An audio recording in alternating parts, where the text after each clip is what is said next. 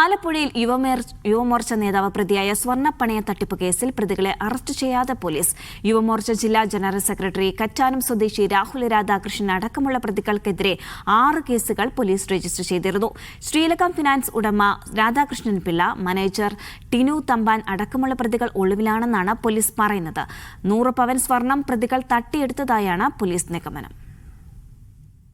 ചുനക്കര കോമല്ലൂരും കറ്റാനം ഭരണിക്കാവും പ്രവർത്തിക്കുന്ന ശ്രീലകം ഫിനാൻസ് കേന്ദ്രീകരിച്ചാണ് വ്യാപക തട്ടിപ്പ്. യുവമോർച്ച ജില്ലാ ജനറൽ സെക്രട്ടറി രാഹുൽ രാധാകൃഷ്ണൻ, സ്ഥാപന ഉടമ രാധാകൃഷ്ണപിള്ള, മാനേജർ ടിനു തമ്പാൻ എന്നിവർ ചേർന്നാണ് തട്ടിപ്പ് നടത്തിയത്. കുറഞ്ഞ പലിശയ്ക്ക് പണം വാഗ്ദാനം ചെയ്തായിരുന്നു തട്ടിപ്പ്. നിരവധി പേർ ചെങ്ങന്നൂർ ഡിവൈഎസ്പിക്കും കുറുത്തിയാട് പോലീസിനും പരാതി നൽകി. ഇതുവരെ 6 കേസുകൾ രജിസ്റ്റർ ചെയ്തെങ്കിലും പ്രതികളെ പിടികൂടുവാൻ കഴിഞ്ഞിട്ടില്ല. പോലീസ് അന്വേഷണം കാര്യക്ഷമമല്ലെന്നാണ് ആക്ഷേപം.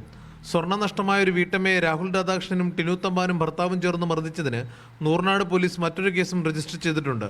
അതിക്രൂരമായി വർദ്ധിച്ച് ഇന്ന് ഞാൻ ട്രീറ്റ്മെന്റിലാണ്. അതൊരു സർജറിയുടെ ഇതിലേക്ക് പോകുന്ന ഒരവസ്ഥയാണ്. അതിന് FIR ഇട്ടത് 5-ാം തീയതിയാണ്. ഇന്ന് ഇത്രയും ദിവസമായിട്ട് അതിനൊരു നടപടി സ്വീകരിച്ചിട്ടില്ല. അവരെൻ്റെ ഫോണാണ് ചോദിക്കുന്നത്.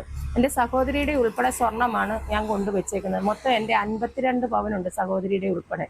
തട്ടിപ്പ് കേസിൽ അന്വേഷണത്തിൽ വീഴ്ച ആരോപിച്ച് മുഖ്യമന്ത്രിക്കും DGPക്കും പരാതി നൽകാൻ ഒരുങ്ങുകയാണ് ഇരകൾ. പ്രതികളെ സംരക്ഷിക്കാൻ പോലീസ് ഒത്തുകളിക്കുകയാണെന്ന് CPM പ്രാദേശിക നേതൃത്വം ആരോപിച്ചു. Media one, Alappuzha.